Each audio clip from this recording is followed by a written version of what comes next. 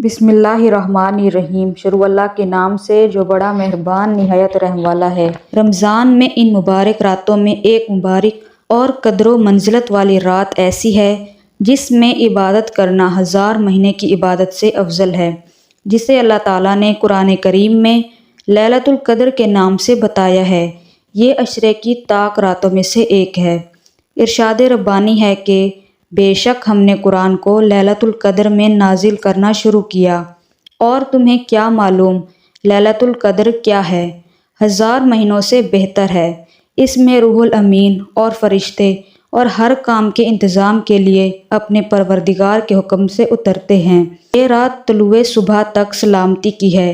اللہ تعالیٰ نے اس سورہ مبارکہ میں لیلۃ القدر کی عظمت کے 4 بنیادی خصوصیات بیان کی ہیں: نزول قرآن، نزول ملائک، 1000 مہینوں سے افضل رات، پوری شب سلامتی اور رحمت واضح رہی ہے۔ یہ شب مبارکہ اس قدر اہمیت و فضیلت والی ہے کہ اس کی ایک رات کی اخلاص کے ساتھ عبادت اہل ایمان کے لیے 83 برس 4 ماہ کی عبادتوں سے بھی افضل ہے۔ یہ تو صرف کم از کم حد بیان کی ہوئی ہے، ہزاروں مہینوں سے 31 قدر افضل ہے۔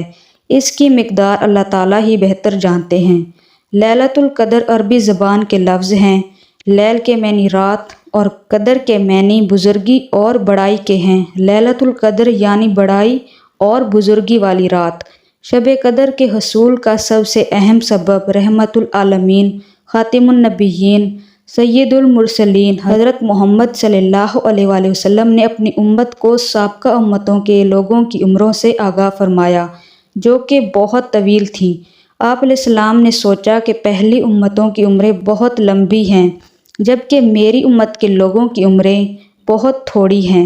اگر وہ نیک اعمال میں ان کی برابری بھی کرنا چاہیں تو ناممکن ہے، تو اس کی تلافی میں یہ رات عطا کی گئی۔ ایک دوسری روایت میں ہے کہ آپ علیہ السلام نے صحابہ کرام کے سامنے بنی اسرائیل کے 4 انبیاء حضرت ایوب علیہ السلام، حضرت زکریا علیہ السلام، حضرت حزقیل علیہ السلام اور حضرت یوشع کا ذکر کرتے ہوئے فرمایا کہ یہ حضرات 80 سال تک اللہ تعالیٰ کی عبادت میں مشغول رہے اور پلک جھپکنے کے برابر بھی اللہ کی نافرمانی نہیں کی۔ صحابہ کرام کو ان برگزیدہ ہستیوں پر بہت رشک آیا۔ امام ختمی رحمۃ اللہ علیہ لکھتے ہیں کہ اس وقت جبریل علیہ السلام آپ علیہ السلام کی بارگاہ اقدس میں حاضر ہوئے اور عرض کیا کہ اے نبی محترم صلی اللہ علیہ وآلہ وسلم، آپ کی امت کے لوگ ان سابقہ ہستیوں کی عبادت پر رشک کر رہے ہیں، تو آپ علیہ السلام کے رب نے آپ علیہ السلام کو اس سے بہتر عطا فرما دیا ہے۔ اور پھر سورۃ القدر تلاوت کی گئی۔ اس پر نبی اکرم صلی اللہ علیہ وآلہ وسلم کا چہرہ اقدس خوشی سے چمک اٹھا، اور یوں اللہ تعالیٰ نے اپنے پیارے حبیب صلی اللہ علیہ وآلہ وسلم کے طفیل امت محمدیہ فرما کر امت کو لیلۃ القدر جیسا تحفہ عنایت فرمایا، اور اس میں عبادت کو 80 نہیں 83 سال 4 مہینے سے بھی بڑھ کر قرار دیا۔ بے شک اللہ تعالیٰ کی رحمت بہت وسیع ہے اور بے حساب ہے۔ احادیث نبوی میں لیلۃ القدر کو رمضان مبارک کے آخری عشرے کی طاق راتوں میں تلاش کرنے کا حکم آیا ہے۔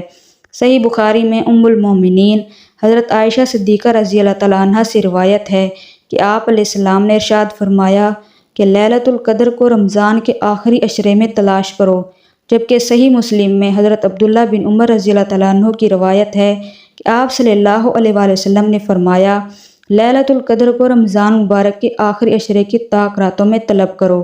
حضرت عبادہ رضی اللہ تعالیٰ عنہ نے نبی اکرم صلی اللہ علیہ وآلہ وسلم سے اس شب قدر کے بارے میں دریافت کیا، تو آپ علیہ السلام نے ارشاد فرمایا کہ یہ رمضان کے آخری عشرے کی طاق راتوں میں سے ہے، 21، 23، 25، 27 اور 29۔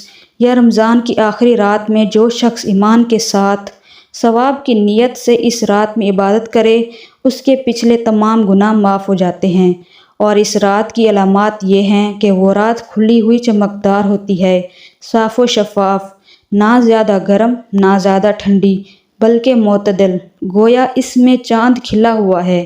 نیز اس کی علامتوں میں سے ایک یہ بھی ہے کہ اس کے بعد کی صبح کو آفتاب بغیر شعاع کے طلوع ہوتا ہے، بلکہ ہموار ہوتا ہے، جیسا کہ 14ویں رات کا چاند۔ اللہ تعالیٰ نے اس دن کی آفتاب کے طلوع کے وقت शैतान को उसके साथ निकलने से रोक दिया।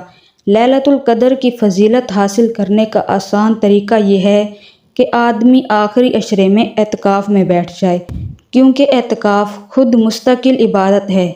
इस तरह आखिरी अशरे का कोई भी लम्हा इबादत के बगैर नहीं गुजरेगा और इंशाअल्लाह लैलतुल कदर की फजीलत यकीनी तौर पर मैसर आ जाएगी। शब कदर जहाँ इंतहाई बख्शिश और मग़फ़िरत और अल्लाह सुब्हानहू व तआला के बेपनाह फ़ज़्ल व करम और इनामात की रात है, वहीं इस मुबारक शब में बेशुमार अफराद अल्लाह के फ़ज़ल और उनकी बख्शिश और मग़फ़िरत से महरूम रहते हैं और इन पर अल्लाह ताला की नज़र अनायत नहीं होती। अहदीस मुबारक के मुताबिक कबीरा गुनाहों में मुलव्विस अफराद, शिर्क करने वाले, शराब के आदी, माँ बाप की नाफरमानी करने वाले, बुग़्ज़ और कीना रखने वाले, रिश्तेदारों और अपने मुसलमान भाइयों से अदावत रखने वाले और नाहक ताल्लुकात तोड़ने वाले, वो तौबा कर लें और आइंदा गुनाह ना करें। अल्लाह ताला आपको और मुझे शब कदर की तमाम बरक़ात नसीब फ़रमाएँ। आमीन सुम्मा आमीन। नाज़रीन, वीडियो को लाइक कर दीजिए और चैनल ज़रूर सब्सक्राइब करें। अल्लाह हाफ़िज़।